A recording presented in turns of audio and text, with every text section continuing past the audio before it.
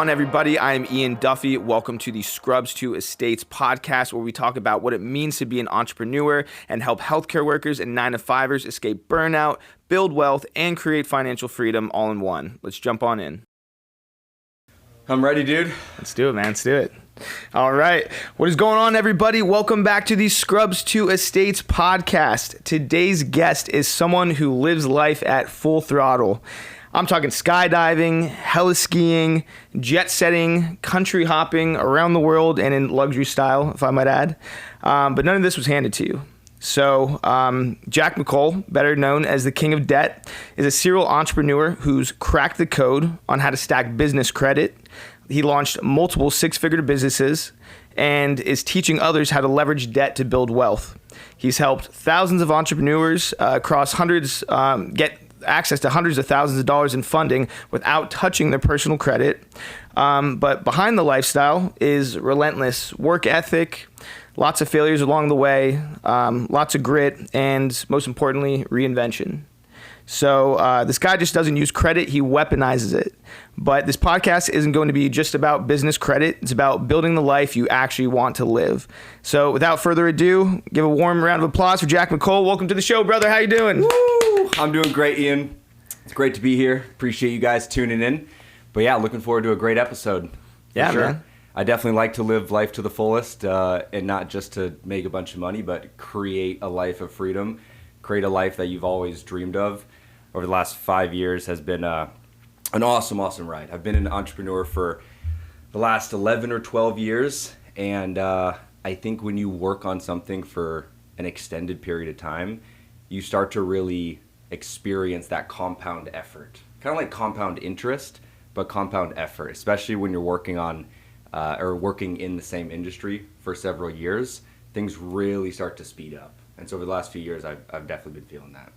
Yeah, I love that you said that, because I'm listening to a lot of entrepreneurs say, stop switching lanes. Every single time you switch lanes and you get the shiny object syndrome, you start at zero. But what if you stuck in the same lane? Where would you be at that end of that 10-year period? Instead of, now I'm at 2 years again, like year 8, I just switched over to something brand new, and now I got 2 years in the game. It's like, well, where would your level of success be if you never switch? So I think it's very important. For sure. And I would switch at the beginning of my journey in entrepreneurship. I was in e-commerce selling 2 different products, and then I got into the travel industry. I built a travel company where we organized Cabo spring break trips for university students, which was very fun. It led to an acquisition, and that was great. And then after that, I got back into e-commerce and then into consulting, where I teach people how to build strong credit. I really love to teach people how to legally and ethically take advantage of the banks as much as you possibly can. And I think to receive unconventional results, you need to have unconventional strategies. And so I teach these unconventional strategies to help entrepreneurs get access to funding from the banks, specifically at 0% interest for the first 12 to 18 months. And on the intro, not to correct you, you said multiple 6-figure businesses, but it's actually multiple 7- and 8-figure businesses. Sorry, I can't. I'm not going to take it away. So I gotta rewrite the accolades for episode number 2 when we have you back on. I appreciate it. Yeah. Well, that's awesome, man. So for someone who's never heard of it, let's just start with the credit stacking, because I know that's kind of been the bulk of your entrepreneurial journey the last 5 years. Yeah. Okay, cool. So for someone who's never heard of it, what's credit stacking? Can you break it down in your own words? Yeah, so credit stacking is a strategy on how to get access to as much capital as possible from the banks at 0% interest for the first 12 to 18 months. It's also the name of my coaching program, where I've taught over 3,000 entrepreneurs over the last 5 years. So it's a strategy and it's my coaching program. But it's really getting access to business credit at 0% is the easiest way for a newer stage entrepreneur to get access to money.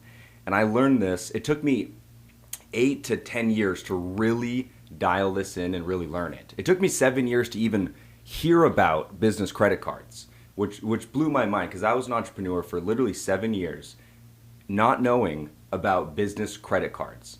I remember getting a business loan, or it was technically a business credit card, but it was an absolute ripoff.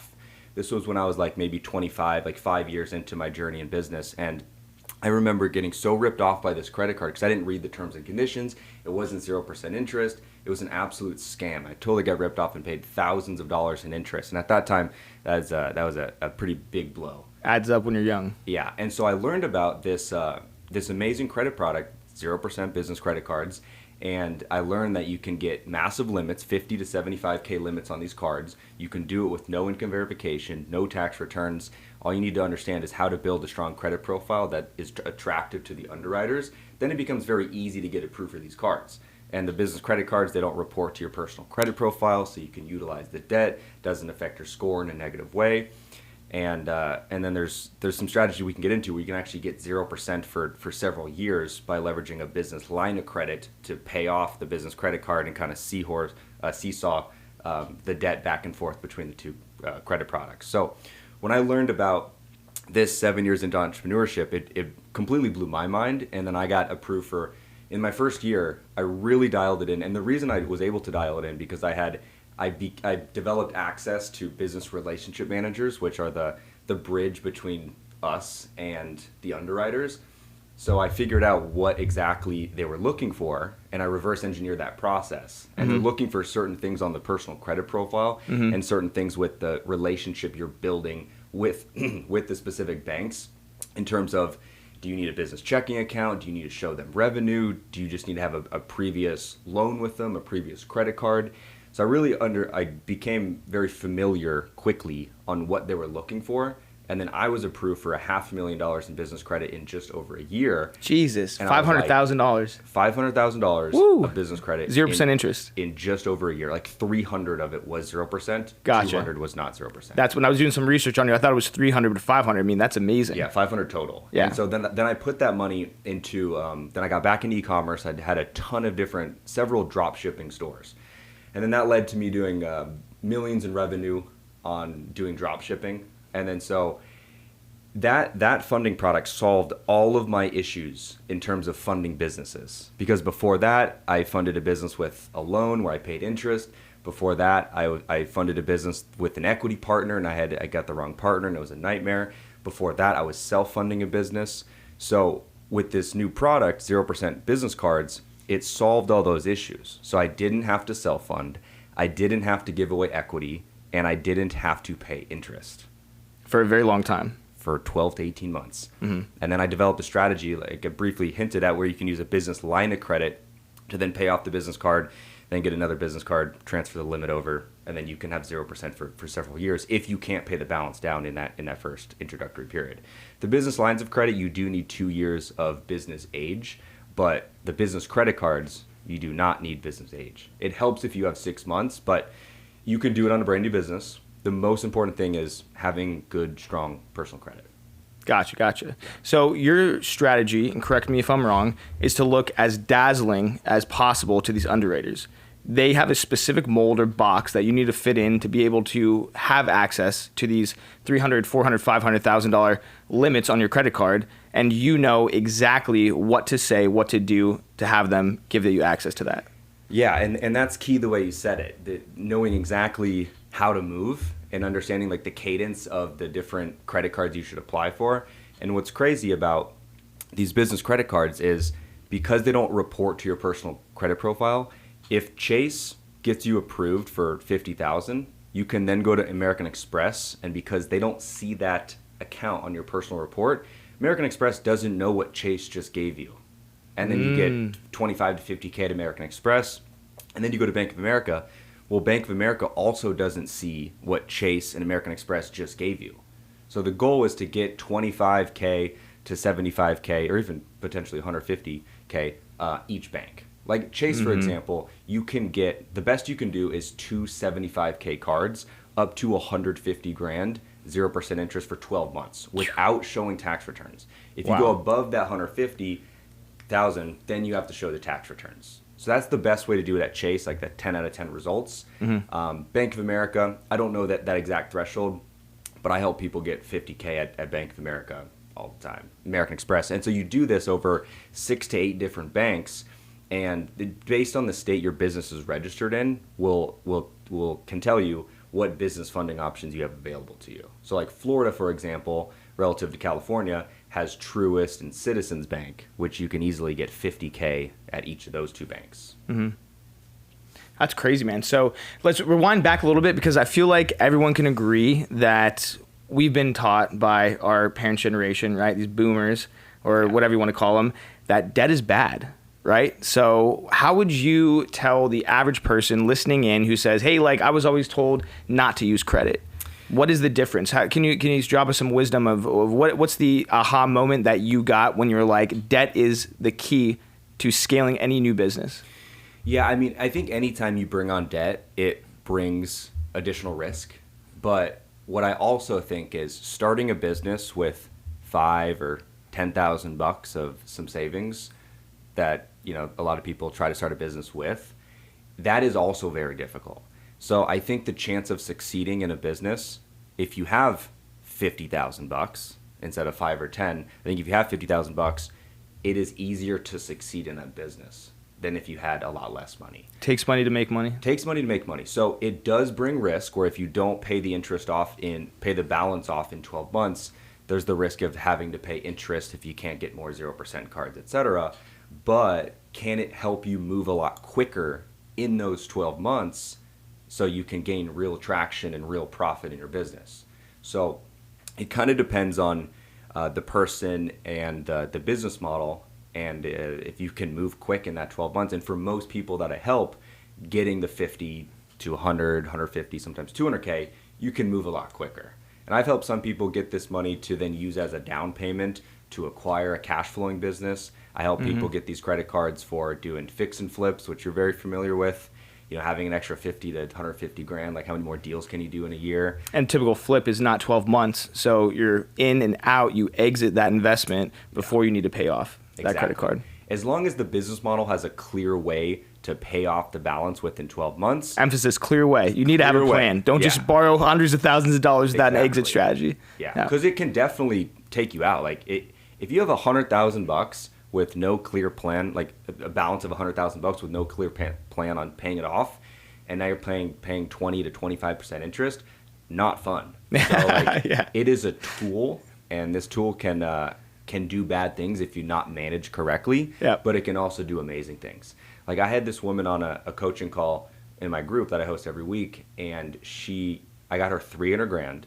She's on this coaching call, and she like kind of started saying thank you, and started like crying, kind of getting emotional. And she was like, I use this in my real estate business, and it completely changed my life and completely changed my family's future. Man. Yeah. And so like those are the good success stories. On the other hand, if you use the money and your business bombs and like you can't pay it off, then like that's that's not a fortunate story. So it is a tool, and it can go both ways. But if managed correctly, it can do amazing things. Gotcha. Yeah, that's one of the questions that I had lined up for you. It's like, what is one of the craziest success stories that you've had within your community, or just people in general in the credit stacking world, that has like really just said, like, I mean, it's life changing? Can you give us another example, like, or use that same example? What did she use that for? Like you said, it was a real estate business. Yeah, I think she was flipping in that business specifically. She had 300 grand, and it did amazing things for her. Another guy who was on the call a month ago with me, he said he got 300 grand, and I think he needed 500 grand. And he got 300 on credit cards, and then raised another 200 grand. And I think that was to purchase a cash flowing business. I forget what exactly that business did, but it was a cash flowing business. And so for him, it was a clear way to use the cash flow on the business to then pay off the cards. Gotcha. And then it appreciated in value. He then came on. I got him the capital like over a year ago. And then he just came on. He's like, hey, you got me this capital. I did all this, and I just refied it a year later. So then he refinanced on the business, and it sounded like he was doing pretty good. So let me just wrap my head around this. So he used debt to buy cash flow, and then paid off the debt with the cash flow. Correct. So you essentially just bought an income. Yeah. With none of your own money, 0% interest. And now we're not even talking about like paying anything but the amount of money that you were originally given on your credit limit. Exactly. That is crazy. So why don't people know this? Dude, I studied business at University of Washington. I love this. I think I know what you're going to say. A pretty good school to study business at. They don't teach the two most important things that you need to know as an entrepreneur. They don't teach you how to fund businesses, and they don't teach you how to do tax. They don't Yes. teach you tax strategy. Those two things as a business owner are some of the most important things to know. And how do you go to a school, a university, and pay tens of thousands of dollars and study business and not learn these two things? So when I learned about business credit 7 years into entrepreneurship, and I figured this out myself, I was like, there has to be so many other people that have no clue about this. Because I consider myself someone relatively advanced in business. I've been in it for 7 years. Like, this is probably something I should know, but I just didn't. And so what I thought is other people don't know this, and I was right. There's a lot of people that don't know this. And, now with people like myself and other industry experts that are teaching people, now it's becoming more known and becoming more leveraged. And like in my group, I have 3,000 people that I teach this to. But it is an absolute game changer. If you know how to move, if you know what banks to build the relationships at, like Bank of America, Chase, for example, Wells Fargo, not Citi, not Discover, not small credit unions. But if you know how to move, like, it can be very easy to snap your finger and get 100 to 200 grand.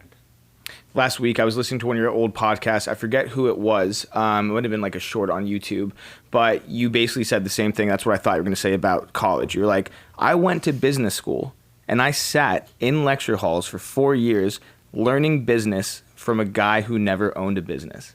Yeah. And it's just like, that is college in a nutshell. It is bullshit. Yeah, it is complete bullshit.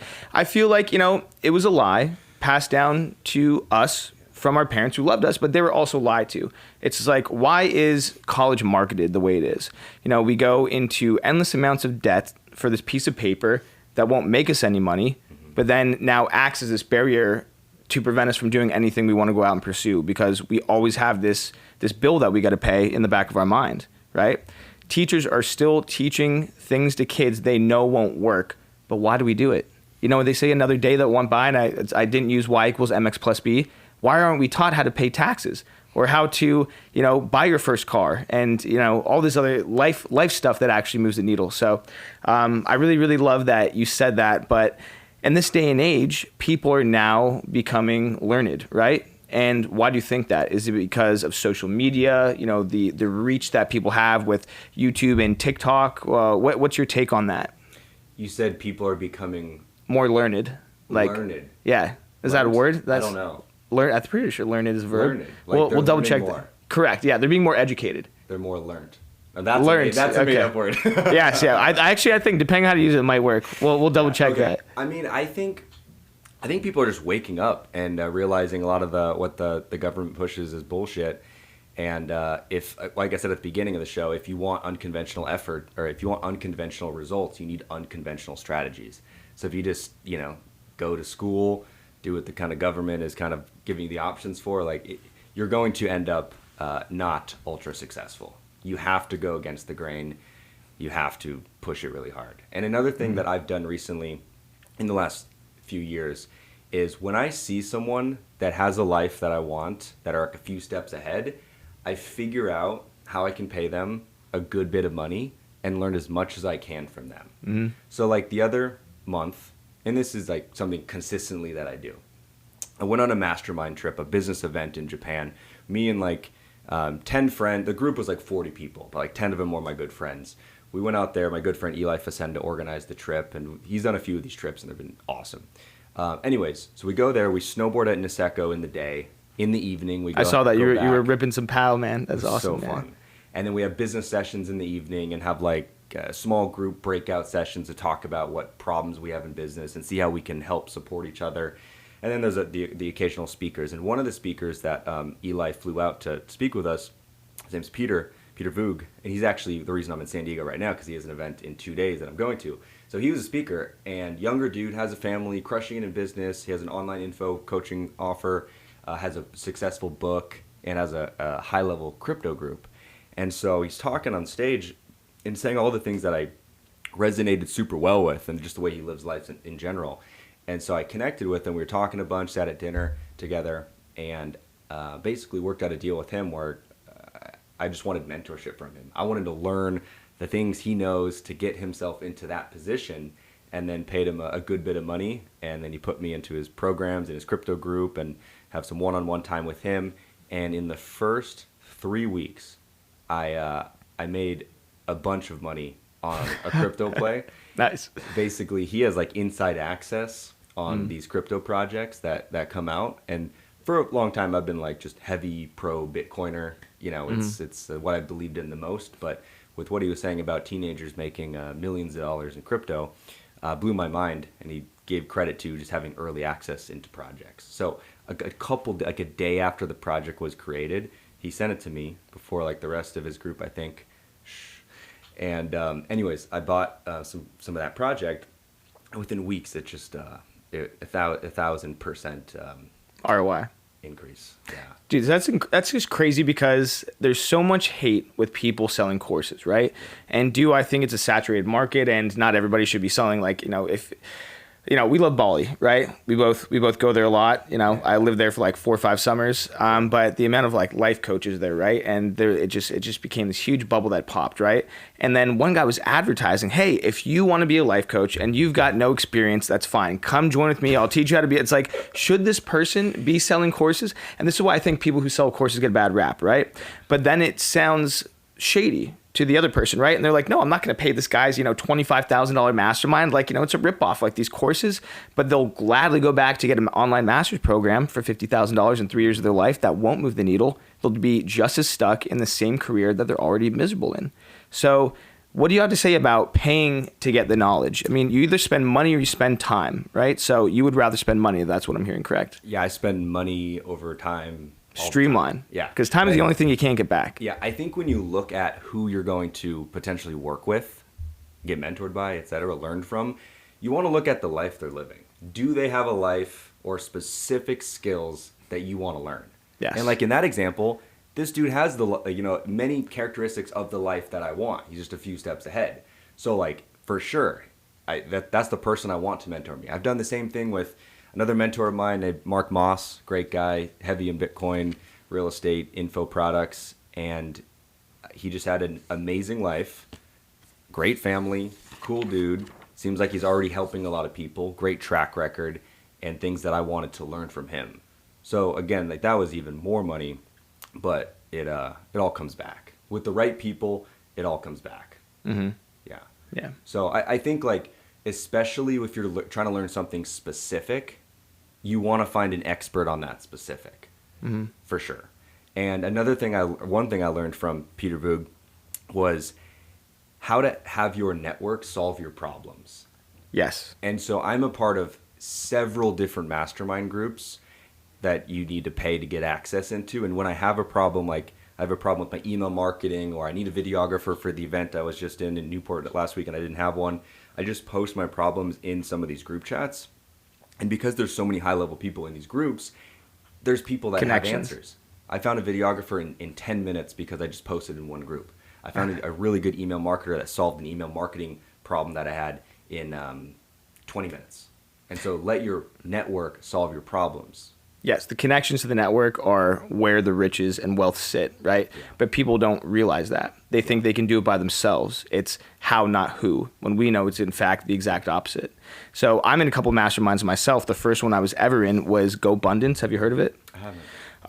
It's a local to California group. Actually, it might be nationwide. Anyway, it's quite expensive. It's about $30,000 a year. Nice. And my friend Matt Floyd, he's Boys at Rich. He does a lot of hotel investing. He said, "Hey, just come, check it out." So we went there, and the first hour is kind of like networking. It was really kind of intimate at this guy's house out in East County, and we're eating Mike's Jersey subs, meeting everybody, and then people get up in front of the group of about 20 people, and they do what's called a one sheet, right? So I was, again, no experience into masterminds, how this worked. I was like, is this a boardroom meeting, or like now we're on this guy's sofa, like this is a little confusing. So he gets up there and starts presenting his one sheet, right? He goes, "Hey, my name is Doug. My body weight is this, my percent body fat is this, my blood pressure is this, my resting heart rate is this." So we go on like a whole area of health. It wasn't just about finances and money and business.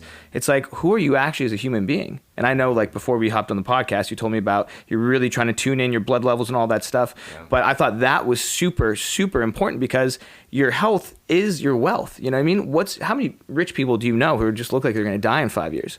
A lot. A lot of them, right? And then they went over what's my relationships with my family, my business partners, how many books have I read? You know, like how do I think I'm improving? What is my net worth last year? What is it right now? And what do I want it to be next year? So we go over all these different components and aspects of their life, right? And then they move on to the business side. So this guy wanted to start, he wanted to deconvert a motel into a memory care center out in Oklahoma. So he owns the real estate and then like the business operations behind it. Okay. But he had he was struggling finding an operator, right? One guy raised his hands. He goes, bro, I got you right here. And that is the power of the mastermind. Yeah. One guy in a group of 20 has the connection to another guy in a group of 20 who has another connection, a group of 1 million people. And that guy solved his problem that he was stuck on for 6 months in one night. And that is the power of network, community, and masterminds that people think is outrageously expensive and not worth it. But I and you know now that that is the way to streamline success. Yep, big time. That's an incredible story. Really good example. And that happens all the times in these high-level groups. You pay a good bit of money to get in these groups and you just get your problems solved. It's absolutely incredible. And most of my really good friends I've met at masterminds. I remember I heard that from someone years ago and I'm like, I didn't really believe that to happen. Yeah. But like in 2021, it was actually my first mastermind event I went to in Miami. It's Jeff Seckinger's event, great event. And I met 3 of my really good friends today that I don't exactly do business with, but we collaborate. We collaborate on ideas and help each other with our online offers. And we travel the world to different countries together. And it's just been an absolutely awesome experience. Yeah, for sure. Yeah, no, it's just I find myself the same thing. I'm just no longer interested in the friend group that I used to be a part of. You know, my idea of fun is no longer going out and getting loaded every weekend. I've been doing that thing. I've been doing that for 15 years. You know what I mean? I'm 32 years old. Gets old, right? And you know, Alex Hormozi talks about all the time in the entrepreneurial journey. It's like the little lonely middle chapter, right? Where you don't fit in with your friends that you used to be friends with, but you're not successful enough to fit in with the ones that you want to fit in. But in that process, you know, like you learn, you know, you try, you pay to get into the right rooms, and then you see your circle opens up, and then these are the people that are gonna be your homies. But everyone's leveling up instead of like, hey, you know, what's the move on the bars tonight? Are we gonna go to the Padres game and get like, you know, effed up? It's like, no, it's like, we're gonna go to a couple events, you know, we're gonna meet some people, we're gonna work out, and we're gonna travel the goddamn world and do some cool shit while we're doing it. That's the way to do it. Yeah. And also when your friends are also entrepreneurs in a business and there's things you can talk about in business, it becomes very easy to write off a lot of expenses. I'm going to Turkey in August for my birthday, and fortunately my friends are entrepreneurs, and fortunately we're going to talk a lot about business on this birthday trip that I have in this huge house in Bodrum, Turkey. So I'm able to write things like that off. Tax write-off. We have many good things in business to talk about on these fun trips. So when you have other friends, if you're an entrepreneur and you have other friends that are entrepreneurs, it makes your life less expensive and just enhanced and better. Like, you know, if you're, you just get a massive discount on life if you have more write-offs. Yeah, and I do want to get into all the cool things you do with your credit card points. Cool. That is going to come later. But so let me ask you a question. So when you're in the room with these 7 and 8 figure entrepreneurs, what separates the ones that stay rich and the ones who just look rich? What separates the ones who stay rich and look rich? Like new money versus old money in terms of like being an entrepreneur. Do you think there's people who just look rich, like they're kind of like hood rich right out of the gate? They had a couple startups or something like that, and then they fall off. What keeps people in that circle of wealth for a lifetime? Investing good. What keeps people making money and not just losing it is actually investing it and not blowing it on super nice cars, super nice watches. You have to allocate a good bit of your income to investments, like assets like Bitcoin, real estate, buying another business, the stock market a little bit too. But like you have to invest a good bit of money. And I think if you don't do that, you're just going to lose the money. So, and also like another really good tool is a really well-structured life insurance policy. Do you have a life insurance policy? I don't, because I don't have 8 years for it to build up to the point where I can borrow against it to then invest in real estate. You can borrow immediately. Immediately? Yeah. See that? So I did I did like a year of research on this before I got my policy 5 years ago. And what I did, you can either get an IUL, Indexed Universal Life, or a whole life cash value life insurance policy. And mine is indexed, which I'll say what that is in a second here. But basically, on a life insurance policy, you put money into the policy and it grows at 4 to 6% a year. And then you can borrow against the cash value at any time, immediately. But if you put in, for example, like $20,000 for a policy a year, you put in 20,000, you can't borrow the full 20,000. Maybe you can only borrow like 18 that first year. And then the break even of your cash value is like year 5. So if you put 20 grand a year in for 5 years, your contribution is 100 grand. And at year 5, that's when you can borrow that full 100,000. Wow. But you can borrow immediately. And that's what I did. And a lot of people in my coaching program do exactly this. They put, for example, 20,000 into a policy, and then you can immediately borrow like 95% of it. But it's accruing interest in the life insurance lane, and then whatever you use that to invest in the other lane, right? Yeah. So the principal, your contribution in the policy is growing at that 5 to 6%. You can borrow the cash value at 5%, but it's not exactly a wash because the principal is earning 5 to 6% a year. So that's compounding. So the interest you're paying on the loan is not compounding. And obviously you're going to put it into something that makes more than 5%. Exactly. So now you have your simple numbers, 20 grand on the first year, and hopefully, this works up to 100, couple 100,000 over many years. But now you have the 20 grand making that 6%, and now you have the 20 grand that you're putting into, a real estate deal, whatever it is, and then you're just making more money. And then the principal in the policy, it grows tax-free. And so it grows tax-free, it's litigation proof. There's many amazing benefits with it. There's almost no negatives. It's crazy. The only negative is you don't have the full cash value in the first 5 years until that break-even point. But you said you can borrow like what? Like at 20 grand, like 18,000, so almost like 100%? 95% of it. There's basically zero negatives. The only negative is if you don't structure it correctly. Because a lot of the insurance agents, they make their money on the premiums. Correct. And so we're structuring these policies. I don't structure them, but I had my policy structured as far as possible until the government basically considers it as an investment. It's called a MEC. If a MEC is triggered, then you don't get all the great benefits of the policy. So we're pushing it as far as possible where that MEC isn't triggered, but we're maximizing the value as much as possible. So the insurance agent is making less money on a policy like this because it's a 90-10 cash value to premium. So 90% of your contribution is going towards the cash value, which you can borrow against, and 10% goes towards the premium. I'm pretty sure how that's how it works. Okay. So you want to find a specific life insurance agent that structures the policies just like this. Yeah, they're not all created equal. Don't just go out there and just, because that is like anything else. Like we always say, like CPAs, for example, like you and I, we know how we feel about taxes, right? But it's like, is your CPA, like Carlton Dennis always says, are they working for the IRS or are they working for you? They're not all created equal. But when I was looking at life insurance policies, the agent that I had worked with was a family friend, but he was telling me these riders that they put into these plans. So those are what creates the different nuances that allow you to borrow against those different amounts, right? So you have to find an agent who's going to shape a policy based on what you want to do, not just a cookie cutter policy for anybody. Exactly. Gotcha. It's something with riders, like I have a PUA rider. I think it's something with adding the riders onto it. He said he had like $3 million in his policy, and he was a big real estate investor because once he found out he was like doing the same thing. But it's like, I don't know, man. So, but it's, again, just like how I don't know, it's like, it makes me a little nervous. But people, you don't know what you don't know. But it's your responsibility to learn it and to educate yourself, because we know that school is not going to do it. That's been proven. But some people just hate business math.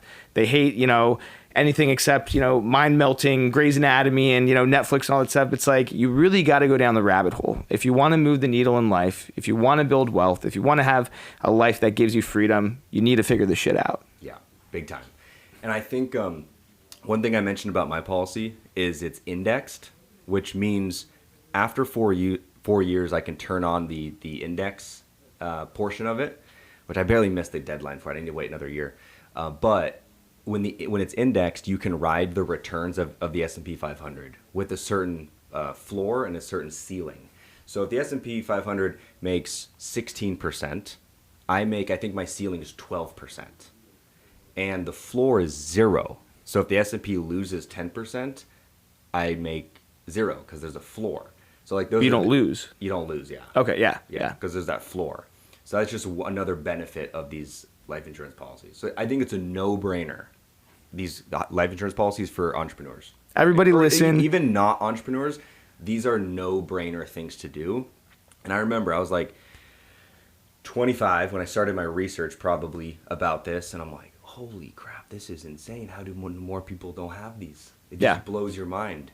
And then you can start to become your own bank. And I do the same or something similar with Bitcoin, where if you put your Bitcoin, if you supply it on Aave, a protocol, you can borrow against it at 6 to 8%. It kind of varies, but you can put your Bitcoin as collateral and then borrow USDC against it. Wow. So I'm becoming my own bank. So I have the money in my life insurance policy. I can borrow against it at any time. You're lending it to yourself, and yourself is making you more money with that and paying yourself back. Exactly. Jesus, man. One crazy thing I did. We got to break that one down. Man. One crazy thing I did a couple months ago when Bitcoin was at 79,000. Yeah. And I ran this by my mentor, and he's like, yeah, it's a pretty good idea. I basically pulled 50 grand from a business line of credit that has 10% interest. I put that 50 grand into Bitcoin when it was at 79,000. Now it's at 105,000. I put it in Bitcoin into Aave, which is like, just use my Bitcoin as collateral on Aave. I borrowed 50% against it in USDC at 6%. So now I have this 25K that I'm paying 6% on that I then paid off the business line of credit. So now I have the business line of credit at a balance of 25,000, but I have $50,000 of more Bitcoin exposure. And then within a couple weeks, it went from 79,000 up to over 100,000. And, it's going to go to 150, 200,000 in the next year or two, I think. But that was a good way to just leverage debt to make more money. And now I have more Bitcoin exposure. All comes down to leverage, really understanding that concept in multiple different areas of life. Whether it's your time, whether it's your relationships, whether it's your money, I feel like people just have this off switch, go to work, a 35-year career, just turn my brain off. I'm doing what I'm supposed to be doing. I'm investing in my 401k. It's just these old archaic, mindsets that we're taught. And, from my parents, like they didn't know any better.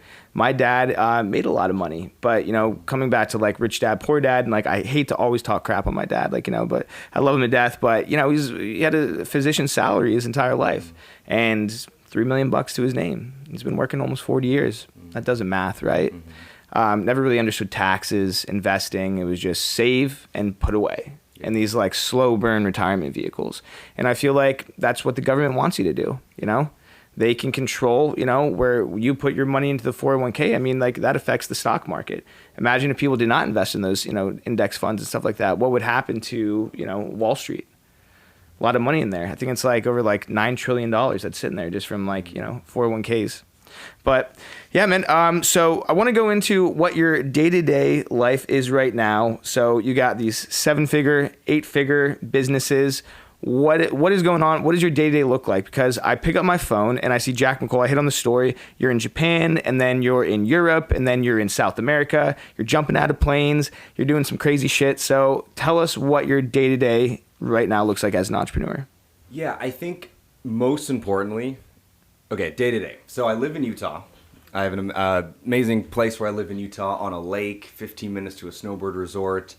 And I love working, and I love building systems and building services that help people. And I think I've had so much success doing that in the last couple years by really putting a lot of back-end systems together and hiring specific people to help manage a lot. So I have a team of about 30 people.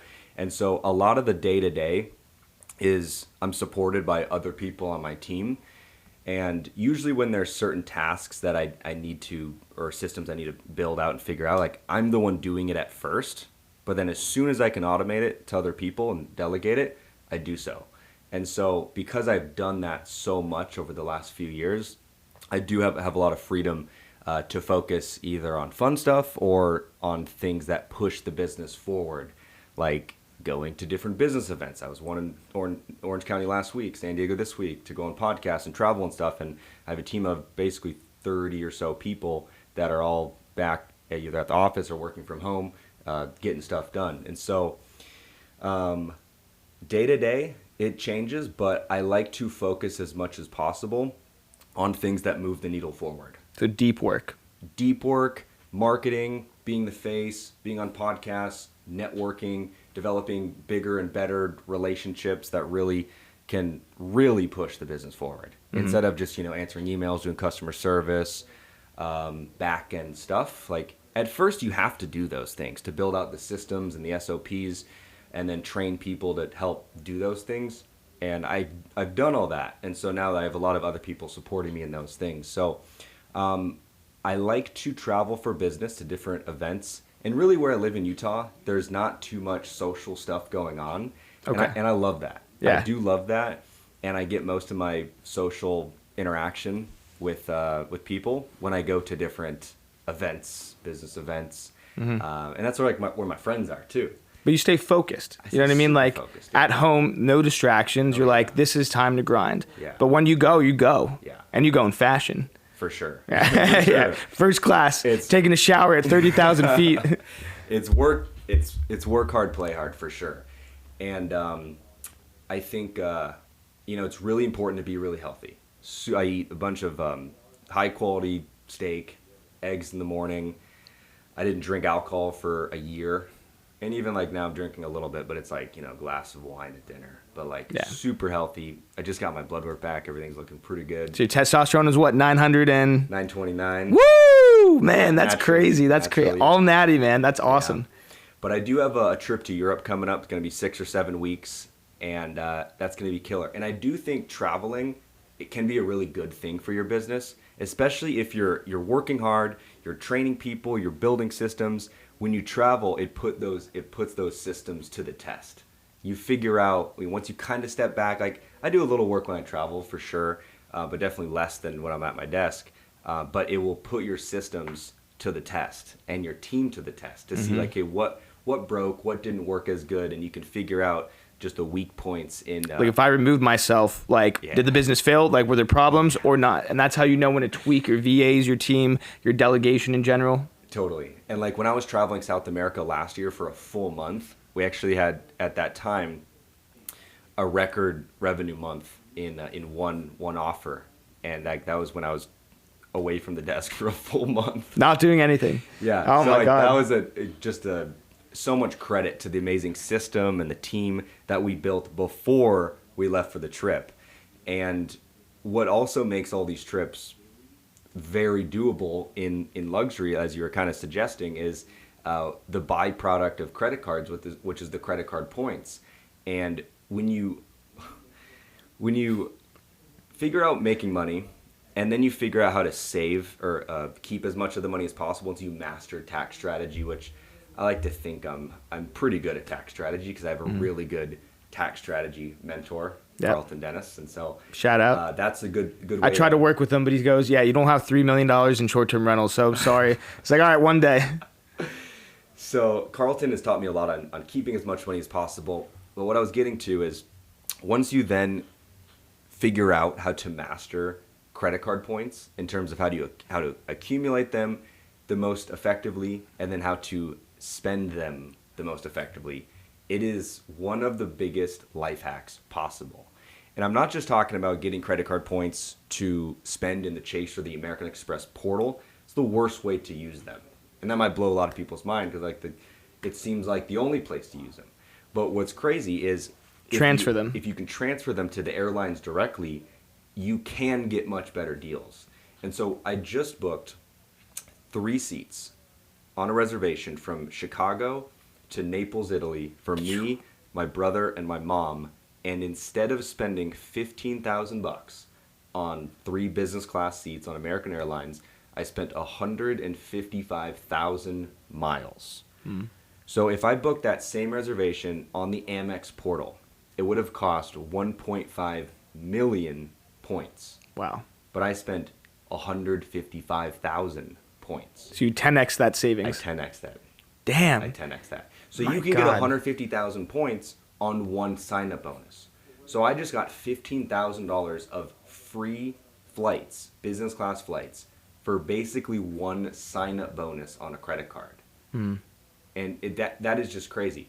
And so I've been traveling like this for several years, and it doesn't even feel fair. Because I'm getting the credit card points for free, because I'm smart enough to know what credit cards to get. I see the sign-up bonus, I get the card, advertising I put on this card, travel I put on this card, softwares this card. So I have all the best cards. I know what card to use. I'm getting the sign-up bonuses, and then I can understand that you can move these points to different currencies.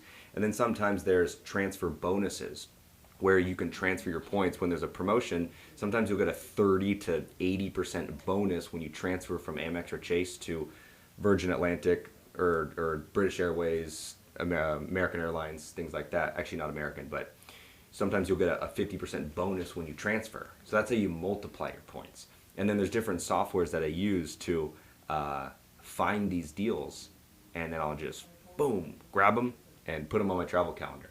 And what's cool about United States airline carriers is you can book flights and then cancel at any time and for no cancellation fee. And that's a cool thing about points. Like if you book a ticket, you have to pay extra, like a cash ticket, you have to pay extra for it to be refundable. With points, if it's a United States carrier, you can book a trip and then cancel a day before the trip and get all your points back. No way. Wow. So a lot of times I'll see these good deals, and I'll just book the trip at least as a placeholder. Just to book it. It's like, that's a good deal. I might want to fly that seat because it's epic from this route. Yeah. So I'll just put it on the calendar. And if I don't want to fly it, I'll just cancel it later. So it's pretty cool. And that's just a byproduct of credit. So you leverage a credit card company to get free money to make a business that makes you money. And in the midst of all of that, also gaining credit card points that you continue to leverage across multiple different platforms to buy you first class tickets. Yeah.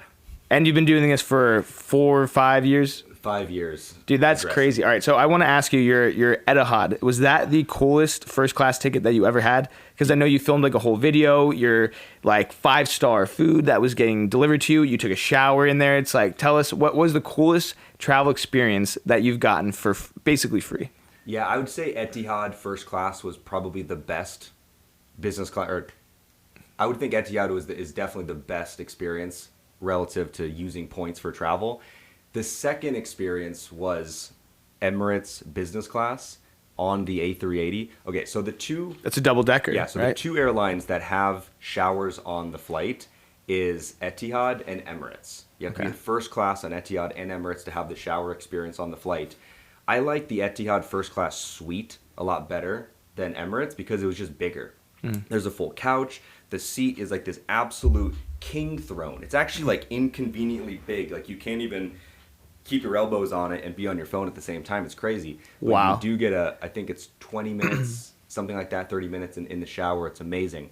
But where Emirates was a little bit better, or one part of it was better, is because Emirates has the bar on the flight. Where Emirates, it has a nice lounge and it's killer. Like you go with a friend or significant other. At the bar, you can mingle. They have like cocktail little lounge area. And like there's other people from first class just hanging out with you in this networking. lounge. It's incredible. Yeah. Networking, exactly. But one time I flew from JFK, New York to Milan, Italy.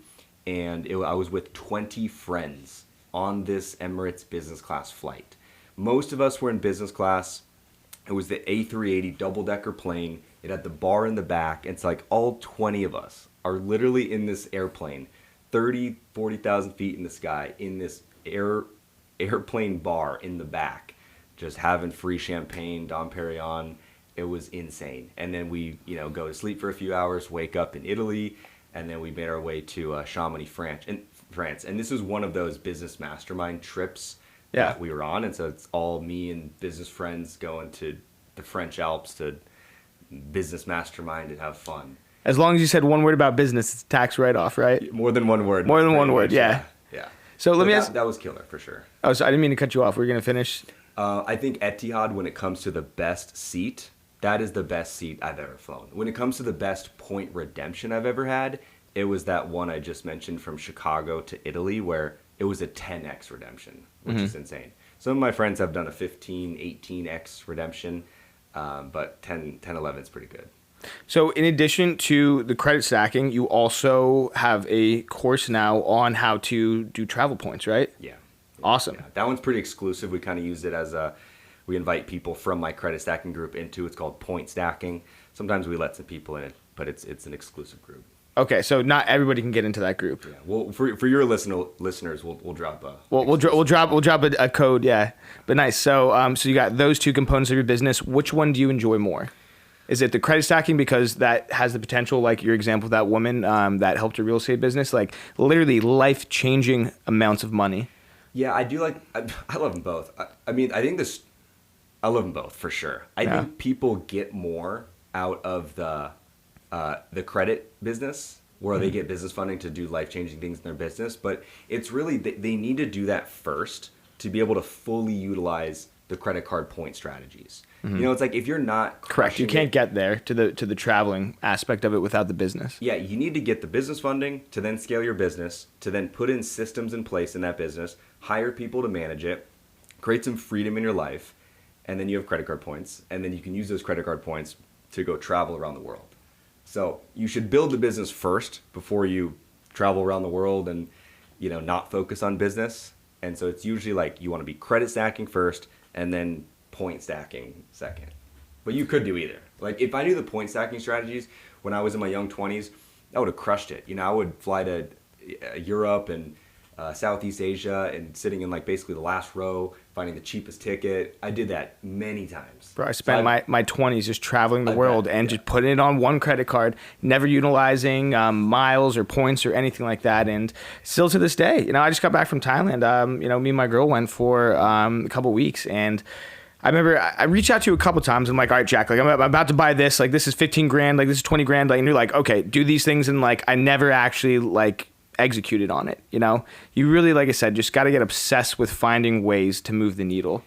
Yeah. It's not easy. It's not just given to you. I love going against the grain. And I think I learned part of that from my dad. And he never made a bunch of money. He did okay, like investing in the stock market, but he doesn't even touch that money. But anyways, like active income, he made enough money and to have a lot of time with his family. He was a one person show entrepreneur, software programming business, but what he really gained was the time and the freedom to spend time with his family and to go on trips here and there. And he was very unconventional, for sure. Like if there was a rope that said don't go over the rope to get a better view, we would be crossing. He was that guy. To nice. get the better view. So definitely a bit unconventional. Didn't love, you know, following all the government rules and things like that. So I kind of got that unconventional edge from him, and I saw what starting a business could do in terms of creating freedom in your life. But I didn't ever see him build a team. He's a one-man show, still a one-man show. And so I think that's why it took me so long to figure out, okay, how do I put systems in place? How can I automate certain tasks? How can I hire people to delegate certain things to? And it took me a while to figure that out. But once you figure that out, I think you need to have a good service that makes people's lives better. You need to be able to put the money into the business to scale it to a certain level. Then you need to put systems in that business to automate certain tasks. And then you need to put people into that business to manage those tasks. And then you have a pretty good thing going on. Then you can start living life. Then you should start using your credit card points to get first class, business class trips anywhere in the world. Like for 50 to 80,000 points, you can go business class most places in the world. It's crazy. I don't book anything over 100,000 points. And 100,000 is even like not the best deal. I like 50 to 70,000 points, which you can do a lot. And I do it. Did you have one point in your life, like an aha moment? And if you did, what was it, where you're like, I now can see like the light, you know what I mean? And I will never go back to living an average life again. Like before you went into credit stacking, before you became an entrepreneur, did you ever have a 9-to-5 job? Like, how is your life different now, and where you see the cadence of your life going compared to where you started out when you were younger, and maybe the things that you were taught by your dad, like, hey, like solo is the only way to go. I don't have a team. Is there any big defining moment that you said, I'm never going back to a normal life again? Yeah, so when I graduated high school, I delivered pizza at Domino's. Pretty fun, Nice. Earned some tips. $5 tip was like, fuck yeah. After that, I sold car insurance at American Family and home insurance, and that was not fun. I got the shittiest leads, tried to sell them. It was just not fun. So I realized that I did not want to do that anymore. I worked minimum wage at the snowboard resort that I was kind of living at, like $8 an hour. That was pretty shitty too. And then I started to get into business, and things started to roll. It was really hard. Like, business is harder, but there's a greater reward, and so that's why you just remind yourself it's worth the struggles for sure.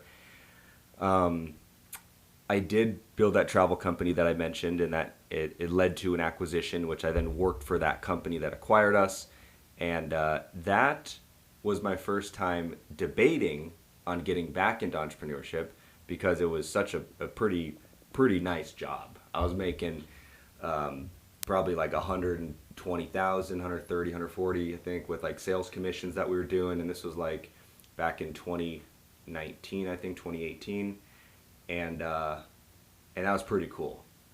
And I was like, after working for them for a year and a half, it was like, this is pretty nice. But, how do I get to creating ultimate freedom in my life? How am I going to buy these multi-million-dollar houses that I want? Yeah. How do I go on these amazing trips where I don't have to, go into the office and visit these places and go, sell this service or whatever? And I think when you look at certain things in your life, you need to reverse engineer how to get there. Yes. And there's very few paths that bring you, depending on what you want. But I wanted some pretty big things. And so there was not many routes that went there that required a job. Like these things require your own business. Yeah. And I saw my dad do it. Not that you need to see your dad do it or anything, but I saw the freedom, I saw the time he had with his kids. And he didn't even make that much money. And so I was thinking, even if I did the same thing, made enough money, not a crazy amount, but I had the time, that's worth it to me than working a shit ton in a job and making 200 grand. Mm-hmm. So the risk and having no time. Yeah, I wanted the time for sure. And most of the time I thought it was the only option for me to figure out. And I think for most people, they get scared. They don't think they can do it. And that's just the biggest thing to overcome, is just thinking you can do it. And once you see these people on Instagram, you go to business events and they're making a bunch of money and they're wildly successful. But once you start talking to them, you realize like most people are pretty normal people. They just worked on it for an extended period of time. They figured it out. Most people don't have this exceptional edge on you. Like, you can go figure these things out. They just did, and maybe they're a few steps ahead, but it's pretty cool. And like, one thing I've noticed in real estate, there are some smart people in real estate, but I also know some people that I don't believe are super smart. And I think that's an amazing thing, because it shows you what you can do. You don't Exactly. you don't have to have an IQ of 160 to become a billionaire. Dude, I've only met one billionaire in my life, and this guy was no better than me, no smarter than me. He was much older than I was, and that was it. He's just been doing this over a long enough time horizon. But these are average, ordinary people, and I think someone said, I forget what entrepreneur, but they said the biggest misconception about people who don't have a lot of money to billionaires, like, you think these people are geniuses. They're not. They just fell into something and they've hacked it. They've found out, the code, and they pursued that area instead of just doing what they were always taught. And that's kind of my message to all my viewers, So that burnout 9-to-5er who has these self-limiting beliefs that says, I can't do this. I'm just a nurse. I'm just a doctor. I'm just, a Domino's pizza employee. What would you tell those people? You can do it. You can do it. There are people that are less smart than you that have made way more money, that have amazing lives. It's a limited mindset. And I understand to some people, they might already have kids. There's certain responsibilities that they already have, which increases the pressure to make a jump like that. But you got to be disciplined with your time to make sure you're learning as much as possible. So when you make this jump, you're as fine-tuned as you possibly can be. But there's no perfect time to try. And it's like the people who have success, they're people who have failed the most. Yeah. Because it takes so much failure to create success. And so I've learned to open my arms with welcome to failure, because I know it's one stepping stone closer towards what I want to achieve. And business is hard, super hard. I deal with shit and hard stuff every day, basically. And that is why I have a business. Because if you didn't solve problems, you wouldn't have a business. You're in business to solve other people's problems. Exactly. Yep. So you have to just appreciate those things and just know, for most people, you need to be an entrepreneur to create massive freedom in your life. Well said, man. That's the agree easiest more. way I see it, at least. Yeah, couldn't agree more. I think with real estate, I mean, like, every way to make money is not easy, but there are pretty straightforward ways to do it. I'd say just make sure you can find a mentor that can teach you things, like join coaching programs, study on YouTube, but more than YouTube, go find a coaching program to really get in with a network of people that are also doing it. When you go to these business events, most people are very supportive. Yes. There are people that are going to this event to learn. There are people probably like you, if you're going there to learn. And like, if they can help you with something, most people will help you with something. Yeah. And usually they're like more than. Only been my experience. Hey, I fucked up here. Yeah. Don't do this. Learn from my mistakes. I can save you 5 years. Competition at the top, hate from the bottom. Yeah. And that's just life in general. What I've come to learn at 32 years old. Yeah, for sure. Yeah, I really like the network of people that I surround myself with now. They all motivate me to do more. They're always hustling, but in the best supportive ways possible, Yeah, for sure. And I think you want to be pretty tight. You just want to be very intentional with your money, right? So, like, stop partying. Partying's expensive. You're spending money, $20, $30 on drinks. That's bullshit. Poison. And it's bad for your health. So, like, think of ways to reduce your expenses on the stupid stuff.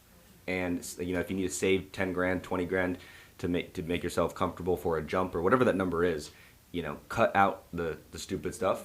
Don't take your weekends off. Use your weekends to go to events, go learn things. Yeah. And like, when I learned credit, that did amazing things for me. When I learned tax strategy, that did amazing things for me. When I learned life insurance, that was an amazing thing that I did for myself and future beneficiary, because there's a huge death benefit on it. Yeah. It's a no-brainer, the life insurance structure the right way. And then when I became an expert on credit card points, that's done amazing things for me. So like, I'll find these topics that are interesting to me that I see massive benefit from. Mm-hmm. And I'll just become obsessed on becoming an expert on these things. Yeah. And then asset protection is kind of an ongoing thing I'm trying to master. I have like 15 entities. And so like, I'm just trying to button it up. So, if this entity gets sued, that person's not going to be able to find me. Maximum protection. Because I'm registered in this state, and then there's a different jurisdiction state that owns this LLC, then there's a different state jurisdiction. And so for that, like, my mentor on asset protection is Richard Garcia, which, if you're familiar with Richard Garcia, younger dude, lives in Bali and Japan and stuff. So I paid him some money, and he helped me with my asset protection plan. Then you learned about these non-piercing states, and if anyone wants to come after you, it's like, well, Jack McColl's bank account is completely separate than anything else, and that's just one of many assets that you own. Like your own personal funds and all the other stuff. But yeah, it's very, very interesting. The stuff that they don't teach you. We should just create our own university. The shit that you need to know that nobody teaches you that actually moves the needle. That's the name of the university. Yeah. Yeah. But no, that's it's super cool, man. So we see you just making an insane amount of progress, dude. I mean, 2018, 2019. I mean, you've been in this game 5, 6, 7 years, right? What's next? What are you building right now? So credit stacking is my main vehicle for entrepreneurs. I want to help inspire people to become successful in business. Whether that means starting a business or scaling up their business so you can get to that point where you can put in systems, hire people, build freedom, etc. I want to help as many people do that as possible. So credit stacking is that main vehicle because I think getting access to money is one of the most important things to be able to scale a business. And then after that, we're working on several different back-end offers to help support business owners as much as possible. We're trying to think, what are all the different support levels or services that we wish we had to be more successful in business, like potentially a marketing consulting service, a virtual assistant placing agency. We have some other ones that I can't talk about, but we're trying to think what other ways can we support these entrepreneurs that are in the credit stacking program. Like for me, like one of my businesses, I have 15 Filipino virtual assistants that we pay $4 to $8 an hour. And so when you can have that low cost labor that are skilled at something specific, it can be an absolute game changer. And what I learned, kind of side note here, what I learned is when you can train people on specific tasks instead of a wide range of tasks, they can become an expert at that specific thing much quicker than being good at a variety of things. Yeah. So like I have a done-for-you funding service called Scale with Funding. At first, when I started it 3-ish years ago, I did the customer service. I wrote the instructions to clients to optimize their credit. I did that for a couple months until I built templates and then automations. SOPs, standard operating procedures. And then I taught a Filipino how to do this for me. Soon, she became better at the system that I created than me. No way. Oh my God, it's hilarious. I'm focusing on 100 things or more. Yeah. And she's now, or still is, focusing on 3 to 5 things, whatever that number is. Mm-hmm. It's a lot less than a wide range. Back to not switching lanes. Narrow your focus. And so, again, I replaced myself with, at the time, $6 an hour VA, and now she's making great bonuses. And I just booked her and her family of 4 to Disneyland in Hong Kong. It's their first time leaving the country, and they said it was a dream trip, and so we made it happen. And I've visited the Philippines 2 different times to go visit the team. I was just gonna say that, dude. That's one of the I always, from our first interaction when I met you at Beers and Deals, I think like 2 years ago. I knew that you're a genuine guy, right? You're full of life. I think you just came from the gym where I said, "Yo, is that the king of debt?" And you turned around and you had just cut your hair then. Yeah. I think I met you once before when you had actually hair on like one of Rich's yacht events, whatever. But I knew you were a really genuine guy. And then when I saw you a year or 2 ago go back to the Philippines and you wanted to visit your whole crew, instead of just having this relationship that 99% of people do, you wanted to go over there and meet them and meet their families and talk with them. And it's just the humility and the your sense of just being a people person. I feel like just makes you that much more successful in life. And how much better are your employees for knowing that they work for someone who actually cares about them and what they're going through on the day-to-day. So it's amazing, man. I appreciate it. Yeah, I've been 2 different times to the Philippines. At first the team was like 5 people, and then the second time it was like over 20, and I think they brought their family, so it was like 25, 30 people. We got this beach resort kind of rented out, and we were just on the beach. We were doing inner tube rides, drinking games, and I wasn't drinking, but it was so fun. It was so fun. Yeah. And I think I learned that from when I was working for the travel company that acquired my travel company. They were really big on company culture, go on these big trips and everything. And I remember how much better the relationships were between everybody. after trips like that where you can go have fun with each other, etc. So we wanted to do that same thing with our Filipino team, and we brought some of our U.S. team, and it was just awesome. And Good the company's times. done, that was really good for the company. Yeah. Love it, man. I'm gonna take these nuggets and put them into practice when I have my own company. Please. Yeah. Well, thanks so much for coming on, dude. I really appreciate your time. Where can people find you if they want to get in touch with you? Yeah, so my Instagram is Jack McColl. For anyone that wants to learn more about the credit stacking program, that is creditstacking.com. And we just launched Credit Stacking 2.0 2 weeks ago. And for the first 50 people, we're doing a 50% discount. So if you're seeing this and you're interested, I'd book a call with us as soon as possible. And if you mention that, we'll toss in the point stacking mentorship included. We can do that for your listeners. So if you're interested in the business funding and the credit card point strategies, go to creditstacking.com and we'll make it a sweet deal for your listeners. Gotcha. Love it, man. I might have to hop on that. Give me a deal. I will. Well, I want to ask you one last thing to leave our listeners. The burnout healthcare workers, the 9-to-5ers, the people who think they can't get out, these self-limiting beliefs. What is one quote or just personal thing that you've learned in your life that you can give them to motivate them to take that first step?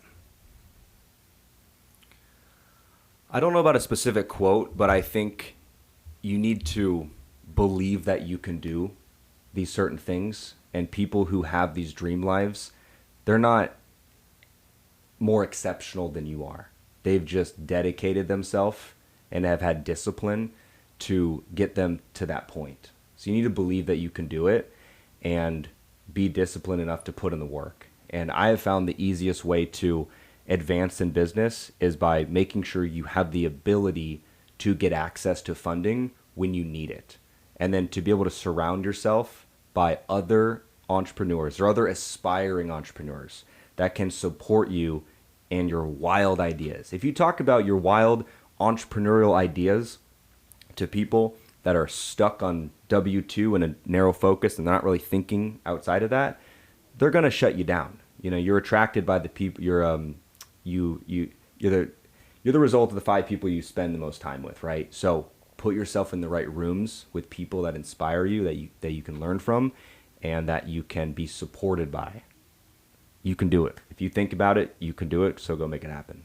Love it, brother. Oh my God. All right, guys, thanks for listening in. My name is Ian Duffy. You can reach me at Scrubs2 Estates. Anything real estate related, hit me up. Anything business or credit stacking related, hit up Jack. And thank you for tuning in. We'll catch you on the next pod. Appreciate you, dude.